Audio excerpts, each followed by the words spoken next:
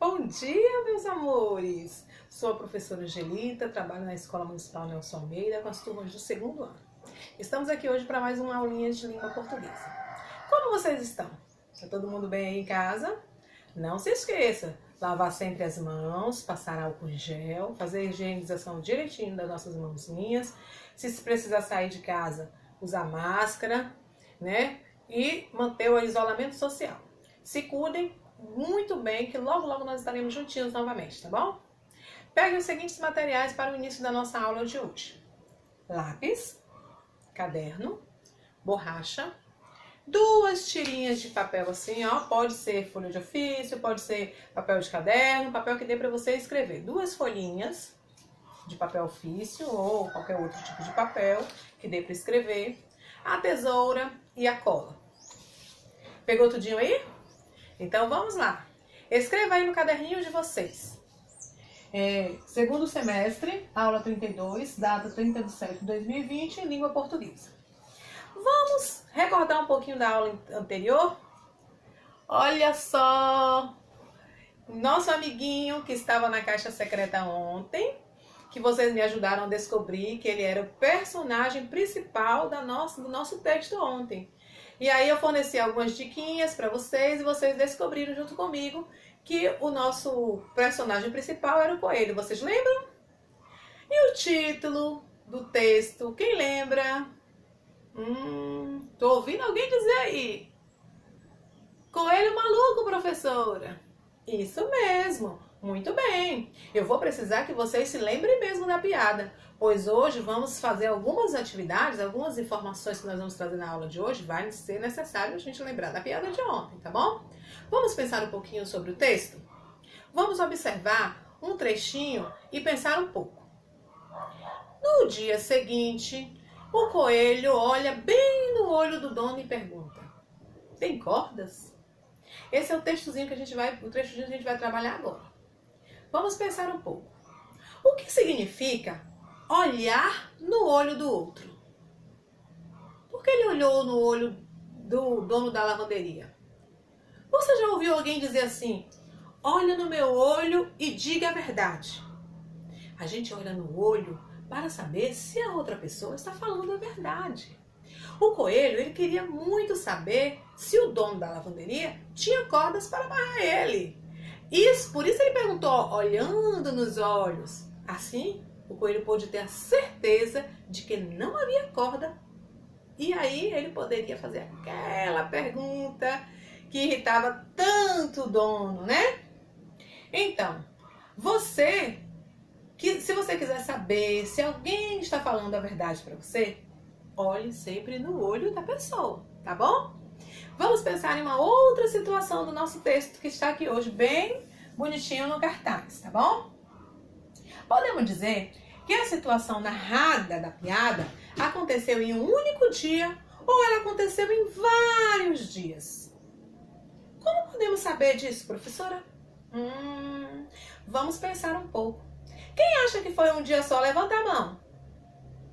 E quem acha que foram vários dias? Vocês estão pensando, hein? Tô vendo alguém levantando a mão aí. Existem algumas expressões que nos ajudam a identificar a passagem do tempo.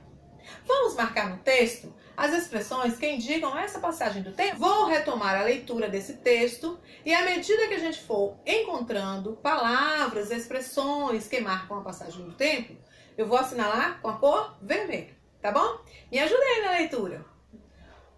Coelho maluco. O coelho entra na lavanderia a seco e pede uma cenoura. Não vendemos cenouras, responde o dono. Procure o quitandeiro mais adiante. No dia seguinte, olha aí a expressão. No dia seguinte, o coelho volta pedindo: tem cenouras? Isto é uma lavanderia a seco, diz o proprietário, irritado. Vá à mercearia. Vamos marcar aqui, ó. No dia seguinte, tá vendo? E aqui tá marcando que já se passou um dia, tá vendo? No outro dia, olha outra. O coelho volta. Tem cenouras? Pergunta. Já disse que não, berra o dono. Não vendemos cenouras. Se me perguntar de novo, vou pegar uma corda, amarrar você e entregá-lo ao açougueiro aqui do lado.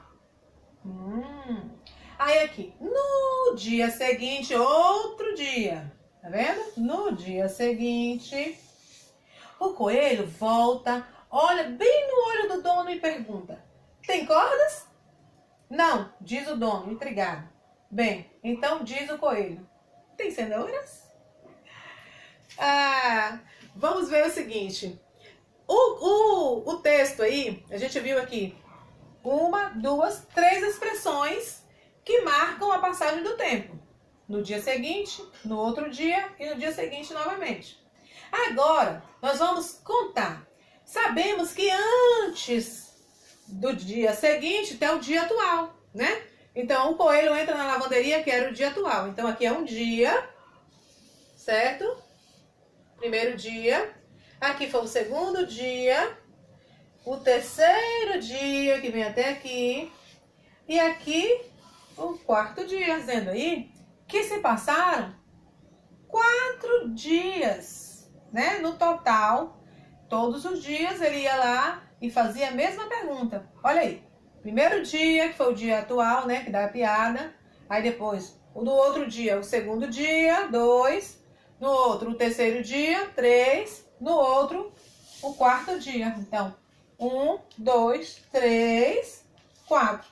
Foram 4 dias. Então, o coelho não foi uma única vez só. Ele não foi um único dia na lavanderia. Ele foi na lavanderia durante 4 dias. Agora que nós já refletimos sobre as expressões que narram o tempo, vamos fazer a seguinte atividade. No texto, a palavra proprietário ela é substituída por uma outra palavra que tem o mesmo significado. Que palavrinha foi essa? Será que foi açougueiro? Irritado? Ou dono? Vamos pensar um pouco. O dono da lavanderia, quando falamos que alguém é dono de alguma coisa, é porque ele é proprietário daquele estabelecimento.